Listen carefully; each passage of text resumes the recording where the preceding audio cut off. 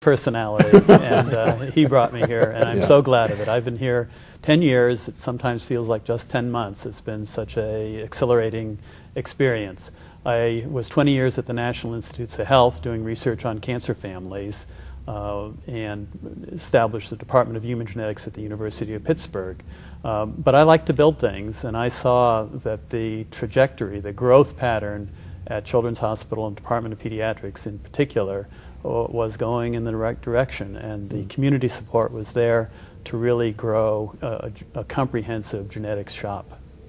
And what have you found? The community support, well, we do all three of the classic university functions. We see patients, services, education and training, and research. Just to mention a little bit of the service, we see families with children with birth defects or the worry of genetic disease, and we see adults as well. If a woman has a family history of breast cancer, we analyze that and do gene testing if that's what's necessary. One of the services we've contributed to is to make sure that every newborn in the state gets screened for the appropriate metabolic and genetic conditions. You were screened for only 4 disorders when you were born a couple decades ago. Yeah. But now, and just 7 years ago, Oklahoma kids were only screened for 4 conditions. We're up now to approaching 14, and by the end of the year, we'll hope to be screening for 50 conditions, as many as any state in the union. Wow, I remember when you came here, you were one of the first, if I remember. I think maybe the first that you brought in. Is that not true? Is it Dr. Mulvihill? Dr. Meyer and Dr. Royal and Dr. Mulvihill came within a year of one another.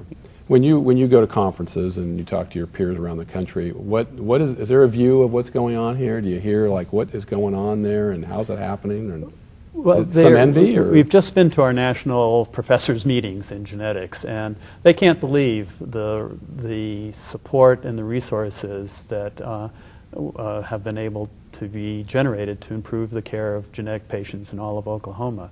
They say, how do you do that? How do you do that? And I say, we have a wonderful leader, we have a wonderful community, and a state legislature that matches the money as well. Yeah, explain how that works, the matching from the state.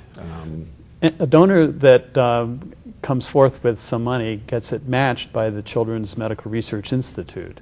The largest fundraiser is called the Children's Miracle Network, a franchised fundraising program for children's hospitals. In this state, the hospital decided not to accept the money, but it went to Children's Medical Research Institute, whose sole mission is to improve the care of kids in Oklahoma through research and education.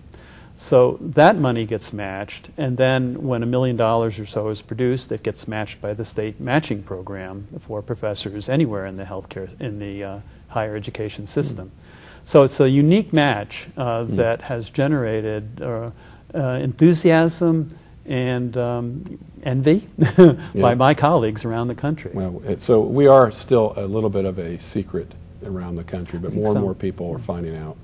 I imagine when you came, just like anything, you had to have a 10 to 20 year plan. I mean, this isn't just some magic, dust you pour on people and it just happens. I mean, there's had to be a lot of long-term thinking. Is that true? Well, there's strategic planning and a lot of just rolling up your sleeves and getting it done. And that's where the community support with CMRI and other community support, as well as the strategic planning of the institution and the university, has all lended to that. So it's a real team effort. Yeah. I think we got 4 or 5 minutes max here, but I want to ask you if you have anything on the... Just to comment on the training aspects of it, we're really proud that we've begun a genetic counseling training program in the Department of Pediatrics. These are the professionals that get a master's degree that communicate with the patients the sometimes arcane or complicated concepts of genetics, because when they know they're at risk for genetic disease, we have to explain it to them very, very carefully. Yeah. Our research is coupled with that, and we have our fingers in about $28 million worth of grant research, totally money from outside the state that's coming to Oklahoma that we're part of for expediting cancer research in Oklahoma for Oklahomans. Well, one major one we're interested in, we're collaborating with Dr. Meyer, is the issue of after he cures the children, is there any excess of complications in young adult life, including, from my aspect, how about their reproduction? Is there any genetic consequences to this radiation therapy or the predisposition to cancer that they had or the chemotherapy? So we're part of an international study and are contributing patients. Oklahoma patients and Danish patients are the two groups that are contributing to this study using the current tools of genomics to see whether or not there's any evidence of genetic damage. We don't see it clinically, which is great news for those kids and young families, but we'd like to pursue it at the DNA level. And you're seeing great progress, like we talked about pediatric cancer. You're seeing some really good breakthroughs in your area. We have one new investigator who is native Indian, that is to say from India, who is studying Indians with diabetes, and that's part of a synergy with the Oklahoma Diabetes Institute to see if we can find more genes related to diabetes than we've already found.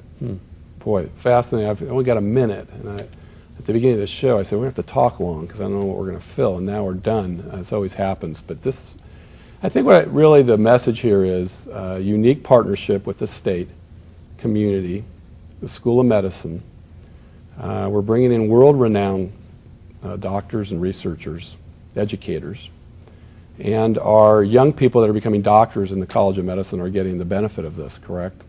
How many, the percentage of pediatricians that are, is 100? We train 3/4 of the pediatricians of the state, and we're very blessed now to have programs even beyond pediatrics. So now we're training pediatric specialists in Oklahoma. We've sent Oklahomans to other institutions and hired them back for specialty care.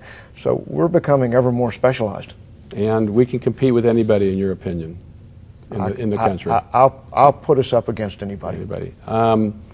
We got like 30 seconds. Any final, 10 years from now, I don't know if this can do in 10 seconds, 20 seconds, but what would you see differently than you see today? Well, I think the key is to keep the partnership going. So the state legislature has been very, very supportive in the Endowed Chairs program to bring matching funds. CMRI has been very supportive in it and very visionary in bringing new aspects to this program. And so what we want to do now is to continue to get depth, more and more depth. Okay. I wish we had more time. Maybe we'll do another show. Dr. Mulvihill, Dr. Meyer, and Dr. Terry Stoll, who is the chairman of the pediatric department at the School of Medicine and Children's Medical Research Institute. There is a website, I presume. Yes. We'll put it up on the screen. Do you take donations just from the public, or is that mainly corporate? Or? On that website, actually, CMRI will have an opportunity for donations. We'll put that up.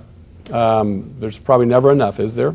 It's a good way for Oklahomans to feel part of this. Absolutely. Thank you for coming on the show. Thank you very much. Great stuff going on over on Lincoln and 10th Street or so.